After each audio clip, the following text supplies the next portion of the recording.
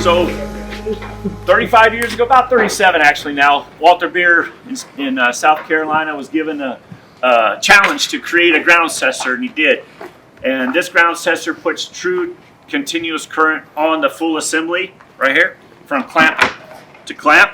This is pretty cool. It's a pretty neat tool. It's very safe. And the safety and the quality he put in this is in all of our tools.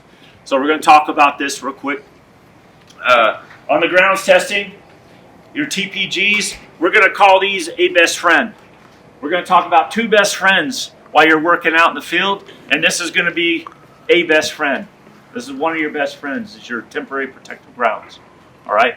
So the OSHA 1910.269, if you go to lowercase n, and I would suggest from time to time you guys have meetings and talk about what's in OSHA. OSHA is what Brady Hansen, he's also a speaker. He's visited ECOS. He goes around the United States, does a lot of safety training, but he charges.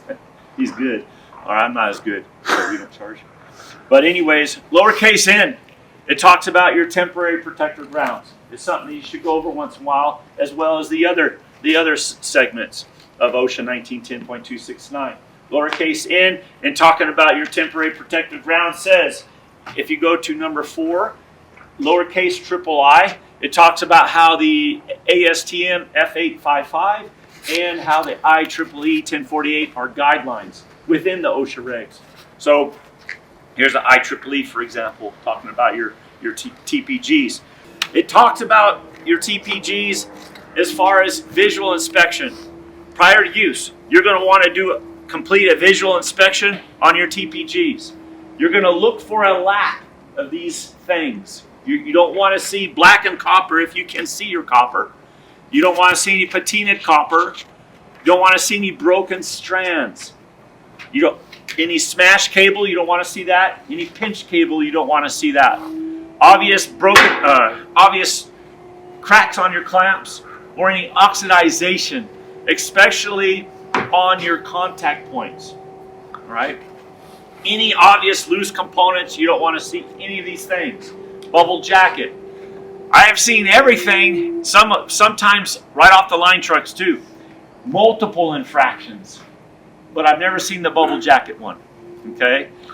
And the reason why I've seen these things is because the line crews were not informed that they need to complete a visual inspection, so they never did. And they pull them off the trucks, and I'm seeing everything. And some of these things are spooky. All right? The other thing you want to do is complete a mechanical inspection. You're going to grab a hold of your TPGs, and you're going to make sure that your clamps do not spin off your ferrules. Make sure that the cable right here that goes into your ferrules, make sure that the cable, those crimps, are nice and tight onto that clamp. They don't wiggle inside that ferrule. Make sure they're nice and tight. Make sure that you cannot spin, right? Make sure you perform a visual and a mechanical inspection prior to use. Check out your best friend. Same thing for you all. You get up in the morning, you look in the mirror. If you look pretty decent, which, that's kind of shaky right now. But if you look pretty decent, you're going to have a pretty decent day. Same thing with your TPGs. Okay? So do that inspection. Also speaks of electrical testing. The regs, or the guidelines do not say how often. I don't understand that. I think it should be every 12 months. That's typical. What happens within a utility is every 12 months. I've heard of 24, which to me that's too long. 18. Some utilities were not inspecting electrically at all prior to me showing up. I give them a little education. They start testing. Okay, so we're going to do an electrical test. So what we're going to do here is, if you could see the meters, down here is a continuous current meter. It requires 165 amp for number 2 cable. We suggest a 1/0 or 2/0 because they're less flimsy. If they're flimsy, you can get broken strands over time easier. If they're stiffer, the strands don't tend to break as easy. And we're going to simply let me jack this up a little bit. Give a little lift kit. We're going to go ahead to about 165 amps on this bottom meter right here. And when we test, we want to test the cable when it's in parallel. All right, so we got a little over 165 amps and we got a 0.22 voltage drop. The chart requires a 0.24 voltage drop or less, so this passes. The reason why we create a parallel, we're mimicking a parallel situation, is when you're using your TPGs out in the field, this is how you want to use them as well.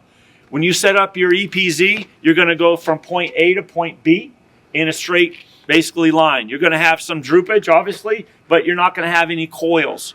All right? Not going to have any coils. You're not going to have, if your TPGs are too long, they're too long. You're not going to create a coil, get some electrical tape, and let them hang on those conductors nice and pretty with a coil. If they're on your truck reel, if they're on your ground reel on your truck, you want to pull those TPGs all the way off your reel, and you want to lay them on the ground in a parallel configuration.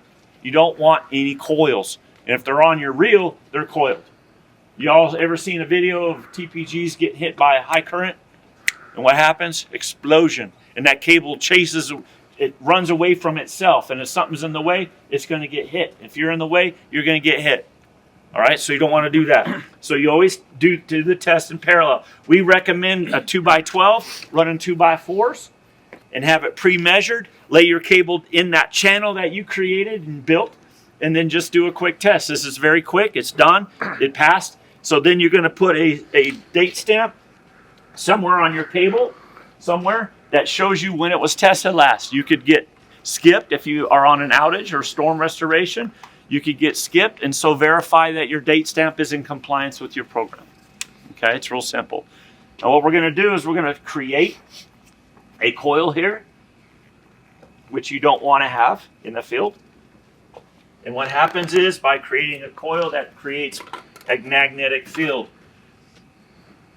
Again, this is your reality, right? We're not talking theory. I'm going to go up to about 300 amps to that magnet. It's kind of exciting. That missing a leg here. I got to take this in for repair. That light went out. It's 307 amps. All right. So you guys see this right here? You see that magnet? All right. That's what you don't want, is that magnetic field. It creates a magnetic field. It wants to try to escape from itself. It creates resistance, and it creates thermal activity. All right. Resistance creates a thermal activity. All right. So let's go parallel, and let's look at it. This is how it's going to look when you're hanging from point A to point B. Right here. A little smooth. A lot smoother. Okay. So just remember that when you go home and you see your wife or your husband, make sure that you're not all coiled up. Keep it smooth. And you might have children.